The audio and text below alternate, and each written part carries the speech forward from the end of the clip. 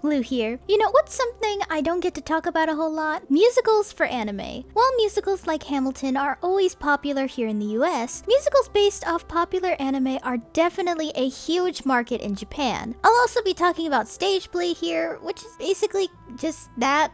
A play. It's a kind of weird thing too. There's definitely some anime and other properties here that are really weird to bring onto a musical or stage play, but roll the intro and let's talk about them.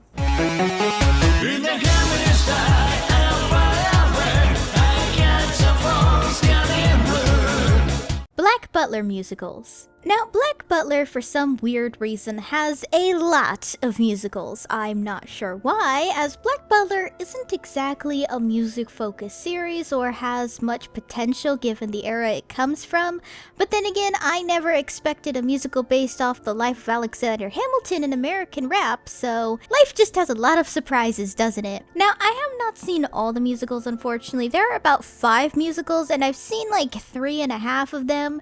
This is because unlike American musicals and concerts, Japanese ones have heavy rules regarding the privacy protection of the actors. This especially goes for Black Butler, where actual preteen boys played CL Phantom Hive rather than stage plays like Peter Pan, where they usually go for a young woman and make her look childish as possible, which is pretty cool. You don't see a lot of plays featuring child characters being played by actual children. First, we have That Butler Friendship, which is the first Black Butler musical that played in 2009, and I honestly can't find much information on it other than the cast and plot. Basically, Sebastian and CL entertain some guests from Japan and hijinks ensue. That's about it. The second is The Most Beautiful Death in the World, which was recently confirmed to be canon. Sort of. I'm not exactly sure where this musical takes place in Black Butler's timeline, but Yana confirmed that Eric and Alan are canon and their plot does happen, even if it kinda goes against what's established so far. This one is a personal favorite of mine because a lot of songs here are just really great, especially Black and White, which if you're subscribed to this channel long enough,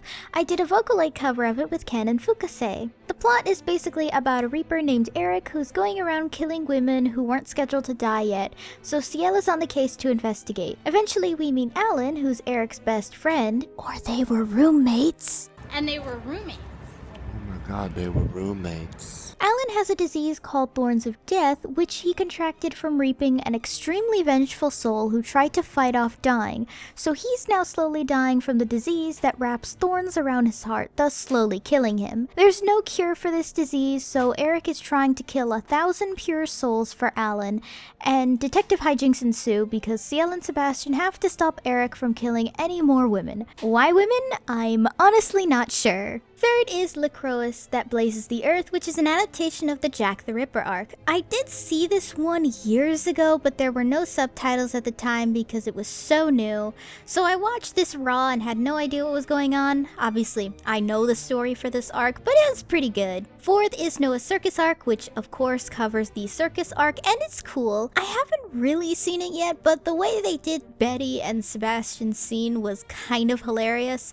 Obviously, I know they can't ask Carol Baskin for a real tiger, but you gotta admit it's hilarious to look at. Finally, there's Tango on the Campania, which covers the luxury liner arc. This one has got to be one of my favorites just because I really loved Momoko Ozaki as Elizabeth, and her fight choreography was absolutely incredible. The costuming in this one was just really damn good, and I just really love this one. While the concept of a musical of what's basically Batman meets Downton Abbey is surprising, these are actually pretty good. Obviously, it's Yuya Matsushita who steals the show in these musicals for his incredible acting as Sebastian. Daisuke Ono, I love you dude, and you voiced Jotaro and Commander Erwin, but gosh damn Yuya does an incredible job.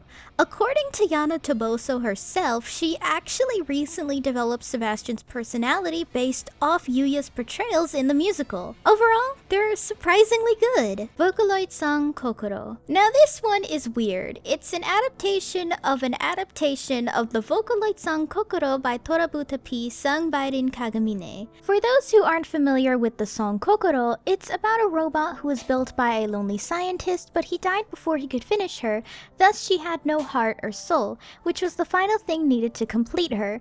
She sat there for centuries until a program booted up called Kokoro, which which gave her a heart, which we find out, I think in another song, is the scientist's heart, and she becomes so overjoyed with happy emotions that she dies after singing about how happy she is. The end. Now, this stage play had no subtitles, and I couldn't find any, but from my guessing off of a few words and phrases I know, and the body language of the stage play, I'm guessing this is an alternate end to Kokoro or something, where they find the dead robot and restart her to ask her who the fuck made her, and that's where inner turmoil hijinks ensue. Yeah, as I continue this video here, you'll find no subtitles being a reoccurring theme here, actually. I think it ends with her getting with this sassy scientist guy or something. Like I said, I'm going off body language and stuff here. Now, this musical is very interesting because the lead actress is sitting down perfectly in a chair the entire time, and that's a very interesting way to write your play. I'm sure that takes a lot of patience to sit there perfectly still for almost 2 hours, and you can't entirely use body language to express yourself if you're just sitting down stationary in a chair. Even though it's kind of weird to make Kokoro into a stage play, this was actually pretty interesting. It's just unfortunate that I can't give more information about it because I couldn't really find anything besides articles talking about how it exists. It's super weird.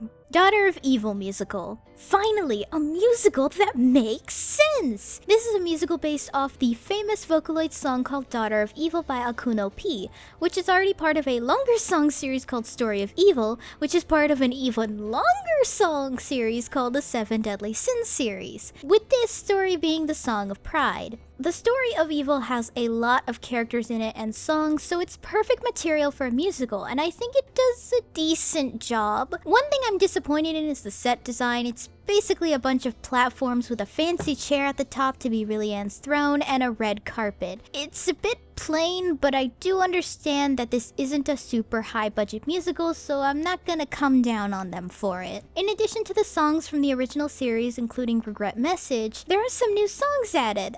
At least I think they're new. I'm not sure if Akuno P wrote them, to be honest. Gonna be honest, you can tell these songs were made for padding because they don't really match the careful and well-crafted quality of songs like Servant of Evil. I gotta admit, it's extremely disappointing that Daughter of White was omitted from the musical when it serves such an important tie to the Story of Evil. Yeah, I know it's a really long song clocking in at 8 minutes, but I'm sure you can shorten it and have it be a really great thematic turnaround here. The acting is also a bit cringe. It's kind of like a cosplayer on TikTok getting really into character with no acting experience prior, so it comes off a little cringe. At least for most of the cast, it's cringe. The woman who played Really Ann did an amazing job. Her acting was really good. Dramatical Murder stage play. Now, here's a very unique stage play. An 18+ boys love visual novel getting a stage play. I'm gonna be honest, when I first heard that this was getting a stage play in 2019, I legit thought it was some kind of joke. I mean, it's an odd property to make a play out of. This isn't like Italia or something where I feel there's a lot of wiggle room for a play. However, this is very real and has a lot of weird stuff going on behind the scenes. Basically, this bombed hard, and I guess apparently Alba's actor has a weird contract where any pictures or videos of him recording during the show is not allowed.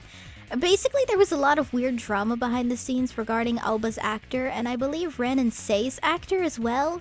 Ren and Sei was played by the same person for some reason, I guess, so the true end makes more sense. I have no clue, and honestly, it's really weird. Instead of doing all the routes at once, which would basically be an absolute disaster and quite literally a shit show, it's done in different stage shows throughout the week. For instance, Monday would be Kojiku's route, Tuesday is Noise's route, and so on and so forth.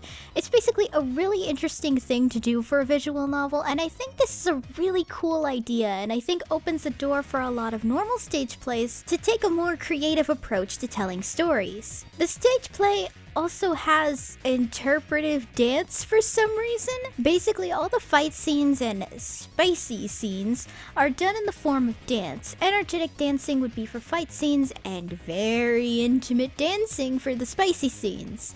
I'm not kidding, by the way, they literally replaced the sexy times with dancing, and it's just as weird and creative as you think. Now the story is obviously rushed through since the common route is literally like 3 hours in the visual novel, and that's fine. It's basically telling the juicy bits of a certain route, and that's what's cool.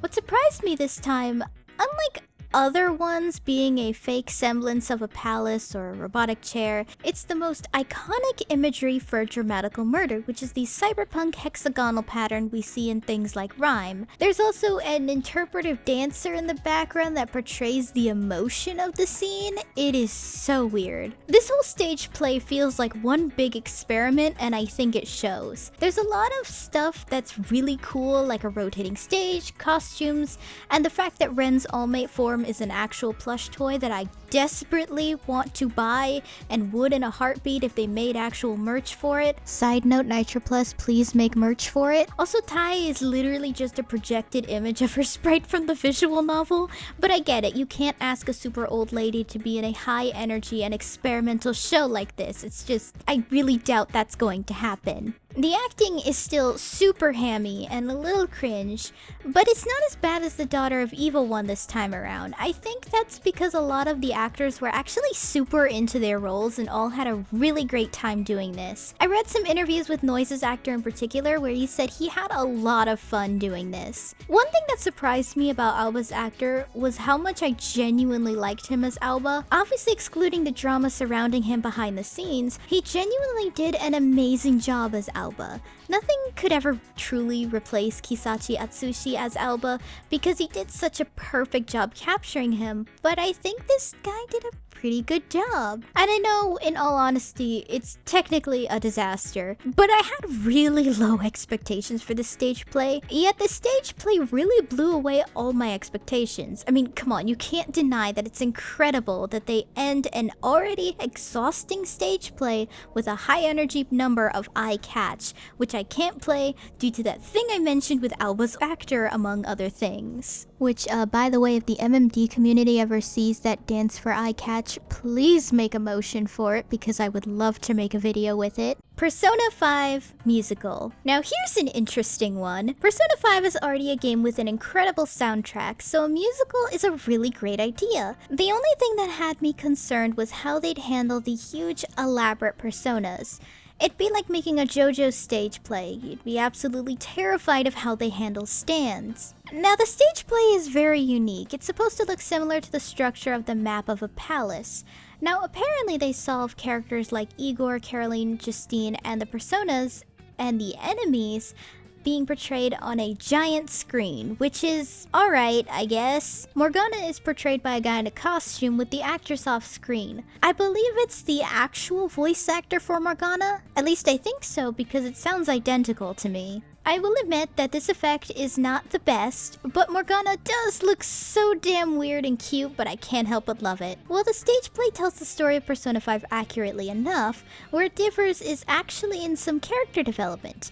Everyone gets a musical number that further explains their character. Even moments of victory get a neat little number, and they're actually a cool little bop. Yusuke's in particular being my favorite, and I'm not just saying that because Yusuke is my favorite character in Persona 5, because he's the best character. The musical seems to cover the Kamoshida arc, but I did see test photo shoots of Yusuke's Phantom Thief costume, so I think there might be different productions that would cover different parts of the story. I'm honestly not sure. I know Persona 4 had a musical, but I'm very new to the Persona series, so I don't really want to look into that musical too much in order to avoid spoilers, as I do plan on playing the game for myself. Overall, the Persona 5 musicals aren't too bad. It's pretty interesting, actually. It's not the best, of course. The costuming isn't that great, and the acting is pretty hammy, but it's alright for what it is.